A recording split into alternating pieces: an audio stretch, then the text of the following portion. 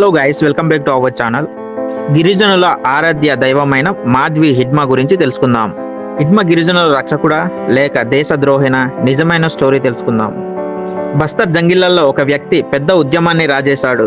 20 ఏళ్ల మాన్ హౌంట్, 26 మరణాలు, 300కి పైగా ప్రాణాలు బలిగొన్నాడు మాధ్వి హిడ్మా. మావోయిస్ట్ రెడ్ టెర్రర్కు చిరునామా అతను.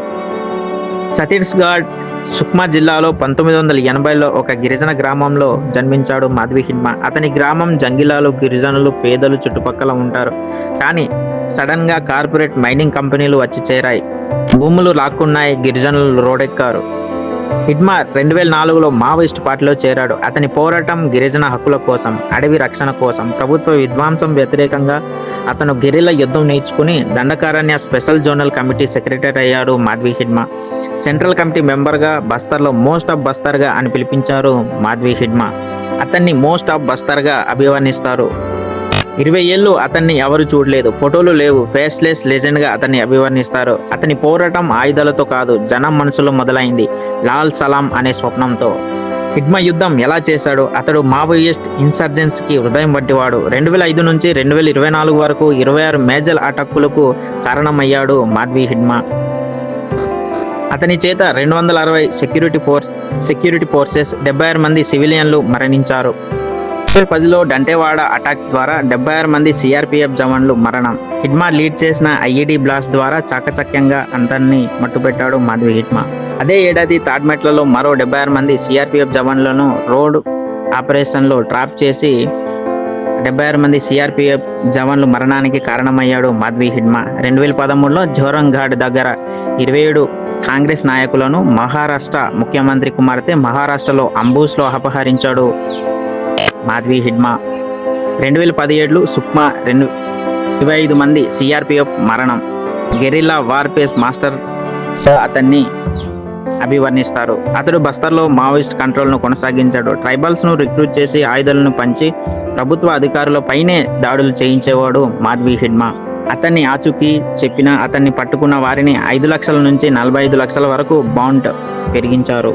బౌంటీ అంటే ఎవరైనా ఆచూకీ కానీ లేదైనా అతన్ని పట్టుకున్న వారిని పారితోషికం ఇవ్వడం. మావోయిస్ట్ మూవ్మెంట్ బలపరిచాడు మాధ్వి హిడ్మా. గిరిజనులను రైట్ టు లీవ్ కోసం యుద్ధం చేశాడని అతని సపోర్టర్లు చెప్తారు, యాక్టివిస్టులు అతని సపోర్టర్లు. కానీ ప్రభుత్వం అతన్ని రెడ్ టెర్రర్ అని చెప్తూ ఉంటుంది. 300 మందిని ప్రాణాలను తీయడానికి కారణమయ్యాడని చెప్తూ ఉంటారు.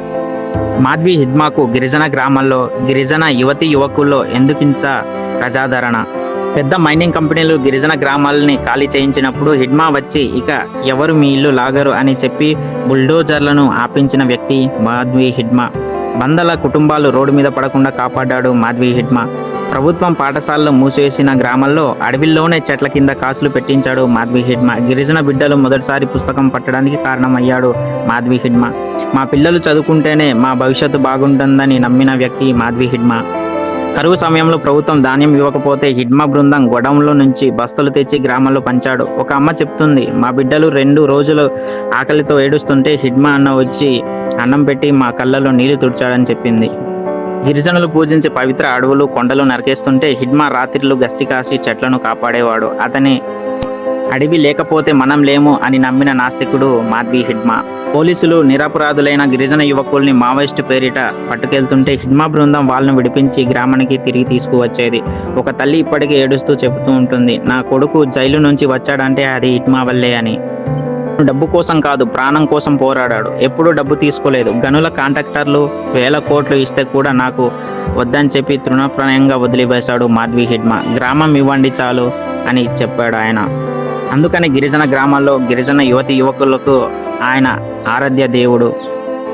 కానీ అంతా ముగిసిపోయింది. నవంబర్ 18, 2025 ఛత్తీస్గఢ్ ఆంధ్ర సరిహద్దులో మారేడుమిల్లి అడవుల్లో సిఆర్పిఎఫ్ డిఆర్జీ ఆపరేషన్ ద్వారా హిడ్మా, అతని భార్య మదకం రాజక్క, 4 మావోయిస్టులు అందరూ ఎన్కౌంటర్లో వీరమరణం పొందారు.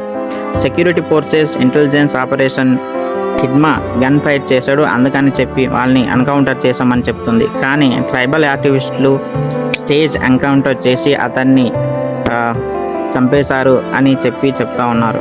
మిస్సార్ డెడ్ లైన్ నవంబర్ 30కి 12 రోజుల ముందే రెడ్ టెర్రర్కు పెద్ద దెబ్బ తగిలింది. హిడ్మా మరణం బుల్లెట్ల మధ్య, కానీ అతని గాథ జంగిళ్లలో మారుమోగుతుంది. అతను హీరోనా విలానా, గిరిజనుల రక్షకుడా, ప్రభుత్వానికి భయం. హిడ్మా గాథ బస్తర్లో పోరాటానికి ఒక అధ్యాయం. ఇది మనిషి వర్సెస్ సిస్టమ్, రక్తం వర్సెస్ రాజకీయాలు. మీ అభిప్రాయం కామెంట్లో చెప్పండి. హిడ్మా హీరోనా? లైక్ చేయండి, షేర్ చేయండి. మరిన్ని ఇన్సైడ్ స్టోరీల కోసం సబ్స్క్రైబ్ చేయండి. జై హింద్, జై భారత్.